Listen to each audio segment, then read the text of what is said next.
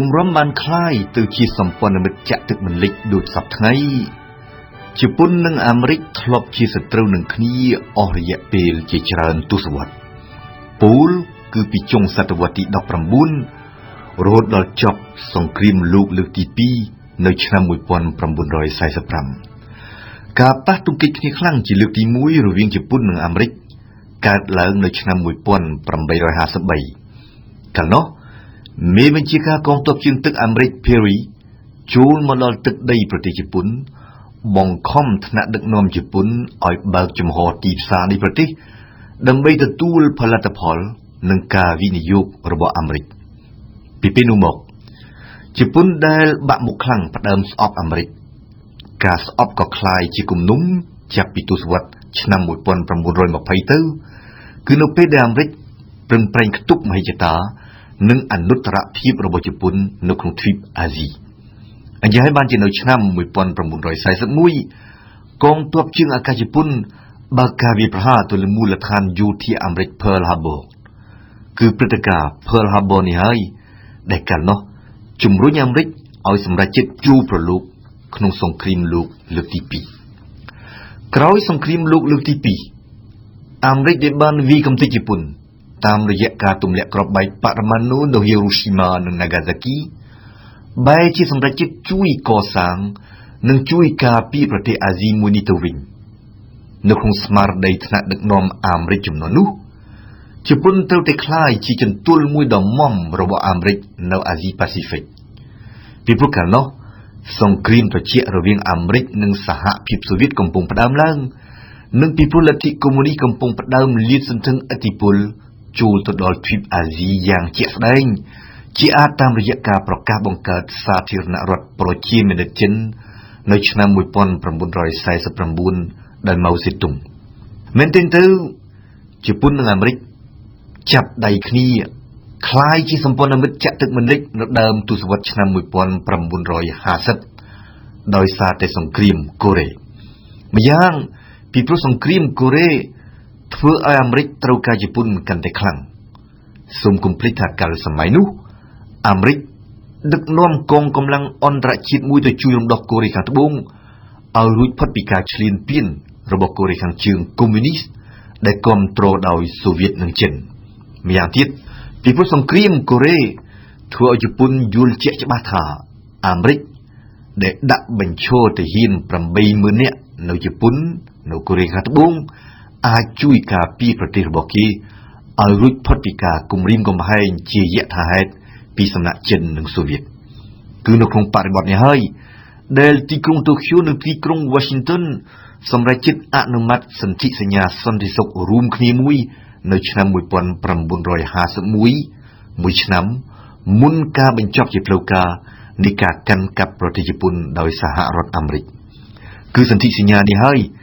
ដែលអនុញ្ញាតឲ្យអាមេរិកបន្តដាក់ទ័ពនិងបន្តមានមូលដ្ឋានយោធានៅលើទឹកដីជប៉ុនមកទល់សព្វថ្ងៃនិយាយរួមជប៉ុនស្ថិតនៅក្រោមឆ័ត្រនុយក្លេអ៊ែររបស់អាមេរិកជាធ្នូវិញជប៉ុនខ្លាយជាអ្វីដែលពួកភូមិសាស្ត្រនយោបាយវិទូហៅថាមហានាវាផ្ទុកយន្តហោះចម្បាំងរបស់អាមេរិកនៅក្នុងតំបន់អាស៊ីប៉ាស៊ីហ្វិកបានន័យថាដោយសារតែជប៉ុនដែលជាមហាមិត្តអាមេរិកមានវត្តមានយោធាខ្លាំងសម្បើមណាស់នៅក្នុងតំបន់អាស៊ីប៉ាស៊ីហ្វិក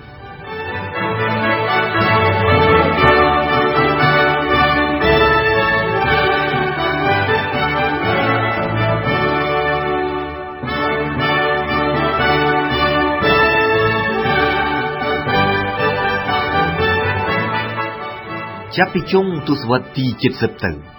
ទំនាក់ទំនងរវាងជប៉ុននិងអាមេរិកផ្ដើមមានភាពរអាក់រអួលសម្ព័ន្ធមិត្តទាំងពីរជួនកាលទាស់សម្ដីគ្នានិងជួនកាលទៀតបែកខ្នងដាក់គ្នាទៀតផងមូលហេតុមានច្រើនយ៉ាងម្យ៉ាងក្រោយពីបានចាញ់សង្គ្រាមនៅវៀតណាមនៅឆ្នាំ1975អាមេរិកស្រាប់តែមិនសូវរវីរវល់ពីទ្វីបអាស៊ីខ្លាំងដូចមុនហើយអាមេរិកប្រកាន់ជំហរបែបនេះចំនួនជាង10ឆ្នាំជាហេតុធ្វើរដ្ឋាភិបាលជប៉ុនជាបន្តបន្ទាប់បារម្ភខ្លាំងម្យ៉ាងទៀតជប៉ុនដែលបានក្លាយជាមហាអំណាចសេដ្ឋកិច្ចពិភពលោកយ៉ាងលឿនរហ័សស្រាប់តែក្លាយជាគូប្រជែងពាណិជ្ជកម្មរបស់អាមេរិកផ្ទាល់តែម្ដងជាពិសេសនៅក្នុងទសវត្សរ៍ទី80កាលនោះ ការផ្ដោះប្ដូរពាណិជ្ជកម្មរវាងប្រទេសសម្ព័ន្ធមិត្តទាំងពីរធ្វើឲ្យអាមេរិកខាតធ្វើឲ្យអនុភាពថវិការបស់អាមេរិកកើនឡើងឥតឈប់ឈរកាលសម័យនោះអាមេរិកថែមទាំងប្រើទណ្ឌកម្មសេដ្ឋកិច្ច